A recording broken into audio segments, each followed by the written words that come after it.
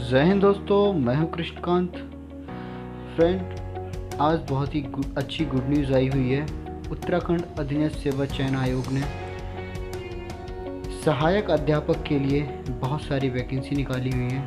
तो आज हम स्टेप वाइज एक एक करके जानेंगे कि इसके लिए क्या योग्यता रहने वाली है और कितनी फ़ीस जमा होगी और कौन कौन इसमें फॉर्म भर सकता है। फ्रेंड, मैं आपको एक बात बता दूं, ये वीडियो थोड़ी लंबी होने वाली है और क्योंकि हम इसमें योग्यता के बारे में डिटेल में जानकारी लेंगे और पदों के बारे में डिटेल में जानकारी लेंगे, इसलिए जो इस लंबी वीडियो को देखना चाहें वो देख सकते हैं। अदरवाइज़ अगर शॉर्ट में इंफॉर्मेशन चाहें तो आप किसी और चैनल को फॉलो कर सकते हैं। ठीक है दोस्तों, तो हम शुरू करते हैं। सबसे पहले इसमें पदों की संख्या 1431 है और ये उत्तराखंड के गढ़वाल एवं कुमाऊं मंडल में समूह गा के अंतर्गत आती है। ठीक है दोस्तों, प्रकाशन की तिथि 13/10/2020 है। ऑनलाइन आवेदन की प्रारंभिक तिथि 19/10/2020 है और इसके आवेदन की अंतिम तिथि 4/12/2020 है। परीक्षा शुल्क नेट बैंकिंग डेबिट कार्ड द्वारा जमा कर सकते हैं और लिखित परीक्षा की संभावित तिथि माह अप्रैल 2021 में होने वाली है। ठीक है फ्रेंड, तो हम नंबर 1 बात करते हैं सहायक अध्यापक सामान्य शाखा के लिए। दोस्तों, इसमें 2 शाखाएं हैं, सामान्य शाखा है और महिला शाखा है। तो पहले हम सामान्य शाखा में बात करेंगे और फिर उसके बाद महिला शाखा में बात करेंगे। और फ्रेंड, मैं बता दूं आपको, इसमें विभागीय भर्ती भी इंक्लूड है जो कि 10% रहने वाली है। ठीक है फ्रेंड, तो नंबर 1 सहायक अध्यापक सामान्य के लिए बात करते हैं। हिंदी के लिए 102 पद हैं, अंग्रेजी के लिए 85 पद हैं, संस्कृत के लिए 12 पद हैं, गणित के लिए 76 पद हैं, विज्ञान के लिए 97 पद हैं और सहायक अध्यापक सामान्य के लिए 27 पद हैं। कला के लिए 101 पद हैं, गृह विज्ञान के लिए 3 पद, वाणिज्य के लिए 9 पद, संगीत के लिए 1 पद है, उर्दू के लिए 3 पद हैं। तो टोटल इस प्रकार सामान्य शाखा में 567 पद हैं। ठीक है फ्रेंड, अब बात कर लेते हैं सहायक अध्यापिका महिला शाखा में। दोस्तों, महिला शाखा में हिंदी के लिए 4 पद हैं, अंग्रेजी के लिए 4 पद हैं, संस्कृत के लिए 1 पद, गणित के लिए 9 पद हैं, विज्ञान के लिए दोस्तों 4 पद हैं सामान्य और सहायक अध्यापक सामान्य के लिए 4 पद हैं। सहायक अध्यापक कला के लिए 5 पद हैं, व्यायाम के लिए 6 पद हैं, गृह विज्ञान के लिए 6 पद, उर्दू के लिए 1 पद है। तो इस प्रकार महिला शाखा में टोटल 44 पद हैं। ठीक है फ्रेंड, अब बात कर लेते हैं सहायक अध्यापक सामान्य शाखा विभागीय, जो कि 10% है, जिसमें हिंदी के 13 पद रिक्त हैं, अंग्रेजी के 11, संस्कृत के लिए 1, गणित के लिए 1, विज्ञान के लिए 11 पद रिक्त हैं। दोस्तों, सामान्य के लिए 4 पद रिक्त हैं, कला के लिए 6 पद, व्यायाम के लिए 10 पद, वाणिज्य के लिए 1 पद और उर्दू के लिए 1 पद रिक्त है। ठीक है दोस्तों, अब सहायक अध्यापिका की बात कर लेते हैं जो विभागीय हैं, जिसमें हिंदी के लिए 1 पद है, विज्ञान के लिए 1 पद है। इस प्रकार कुल 2 पद हैं महिलाओं के विभागीय में। ठीक है दोस्तों, अब बात कर लेते हैं कुमाऊं मंडल के लिए। कुमाऊं मंडल में सहायक अध्यापक सामान्य के लिए 130 पद हैं, अंग्रेजी के लिए 77 पद, गणित के लिए 94 पद, विज्ञान के लिए 102 पद, कला के लिए 101 पद, व्यायाम के लिए 44, संस्कृत के लिए 13 पद, संगीत के लिए 1 पद, उर्दू के लिए 1 पद, वाणिज्य के लिए 3 पद, पंजाबी के लिए 1 पद, बंगला के लिए 1 पद है। इस प्रकार टोटल इसमें 588 पद हैं इस मंडल में सामान्य शाखा के लिए। अब बात कर लेते हैं सहायक अध्यापक कुमाऊं मंडल में महिलाओं के लिए कितनी भर्तियां हैं। हिंदी के लिए 11 पद हैं, अंग्रेजी के लिए 5 पद, गणित के लिए 10 पद, विज्ञान के लिए 11 पद, सामान्य के लिए 2 पद, कला के लिए 5 पद, व्यायाम के लिए 5 पद और संस्कृत के लिए 5 पद हैं, संगीत के लिए 1 पद, गृह विज्ञान के लिए 10 पद हैं। तो टोटल इस प्रकार महिलाओं के 65 पद होते हैं। और महिलाओं के लिए कुमाऊं मंडल में विभागीय पद हैं।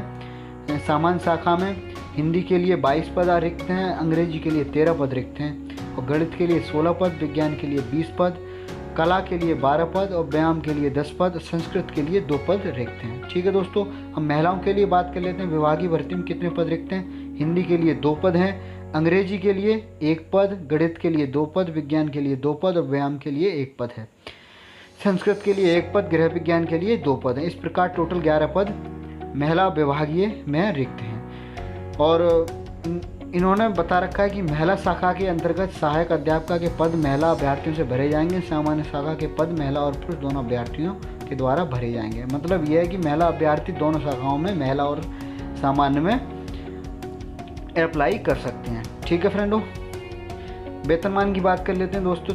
वेतनमान इसका 44,900 से 1,42,400 लेवल 7 की नौकरी है। बहुत ही अच्छी नौकरी है, बहुत ही अच्छा वेतनमान रहने वाला है।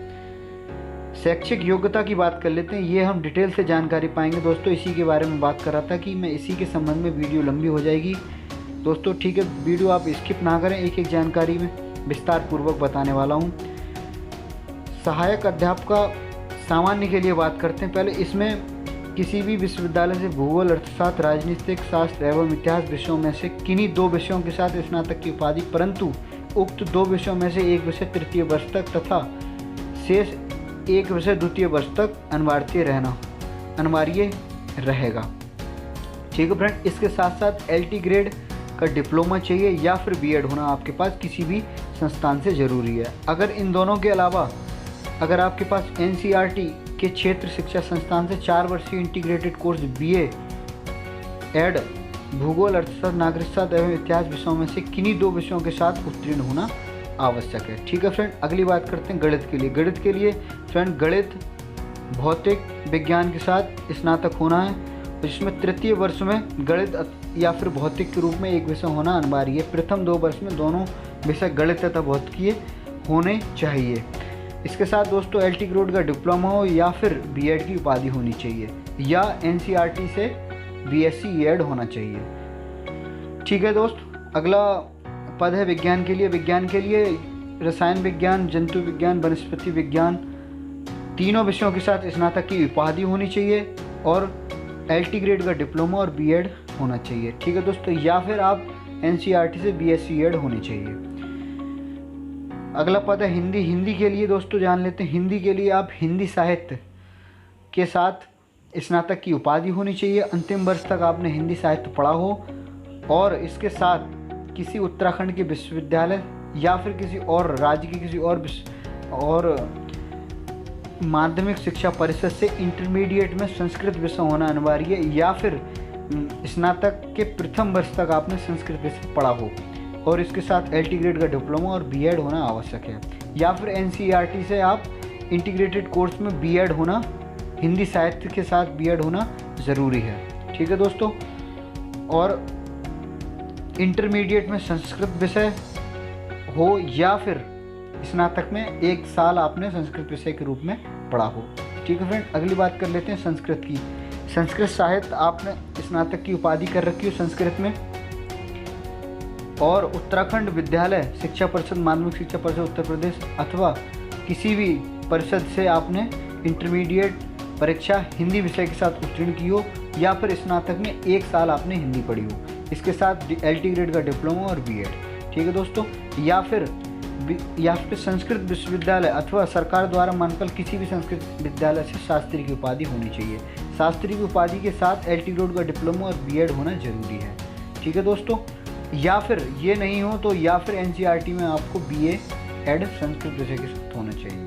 ठीक है दोस्तों, अगला उर्दू पद के लिए बात कर लेते हैं। उर्दू साहित्य जो कि अंतिम वर्ष तक अनिवार्य रहा हो स्नातक में और LT ग्रेड का डिप्लोमा और उसके साथ BEd होना अनिवार्य है। अंग्रेजी की बात कर लेते हैं। अंग्रेजी साहित्य होना चाहिए आपके स्नातक आपने अंग्रेजी साहित्य से किया हो और उसके साथ LT ग्रेड का डिप्लोमा और BEd होना अनिवार्य है।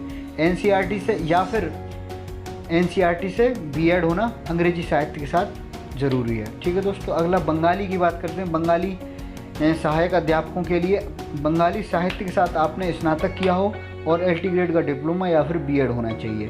अगले बात पंजाबी की बात कर लेते हैं। पंजाबी साहित्य में आपने स्नातक किया हो या पंजाबी विश्वविद्यालय का ज्ञानी पंजाबी में ज्ञान उपाधि पूर्ण इंटरमीडिएट के साथ होना चाहिए या फिर उसके साथ LT ग्रेड का डिप्लोमा और BEd की उपाधि होना जरूरी है। ठीक है दोस्तों, अगला पद है कला ड्राइंग एवं पेंटिंग या फिर फाइन आर्ट पेंटिंग के साथ आप स्नातक होना जरूरी है और इसके साथ BEd होना जरूरी है दोस्तों। ठीक है दोस्तों, या फिर आप राष्ट्रीय अध्यापक शिक्षा परिषद से मान्यता प्राप्त किसी भी संस्थान से कला विषय में बीएड का न्यूनतम 4 वर्षीय उपाधि आपके पास होना जरूरी है।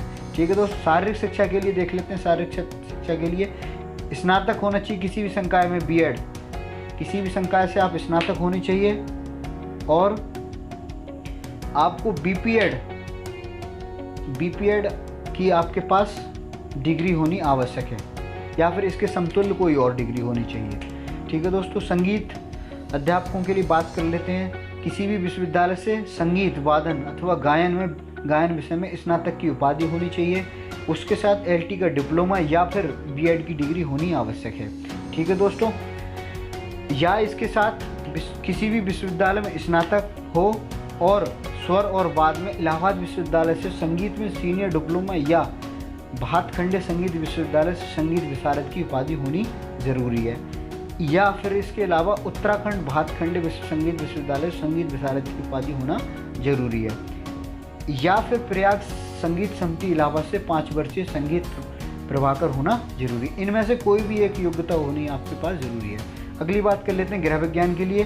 दोस्तों, गृह विज्ञान, गृह कला या फिर गृह विज्ञान में आपके स्नातक किया हो आपने, इसके साथ एलटी डिप्लोमा और बीएड होना जरूरी है, या फिर गृह विज्ञान में बीएससी हो जो कि त्रिवर्षीय होनी चाहिए और उसके साथ एलटी डिप्लोमा और बीएड होना जरूरी है। अगली बात कर लेते हैं वाणिज्य की।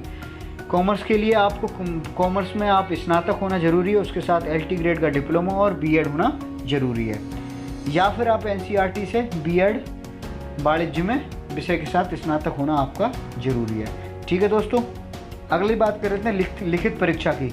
चयन के लिए 100 अंकों की वस्तुनिष्ठ प्रकार की 2 घंटे की एक लिखित परीक्षा होगी, जिसमें शैक्षिक अभिवृत्ति, शिक्षा, कला तथा संबंधित विषय के प्रश्न होंगे। जिस भी संबंधित विषय से आप फॉर्म भरेंगे उससे संबंधित विषय भी इसमें होंगे। ठीक है दोस्तों, लिखित परीक्षा हिंदी एवं अंग्रेजी माध्यम दोनों में आयोजित की जाएगी।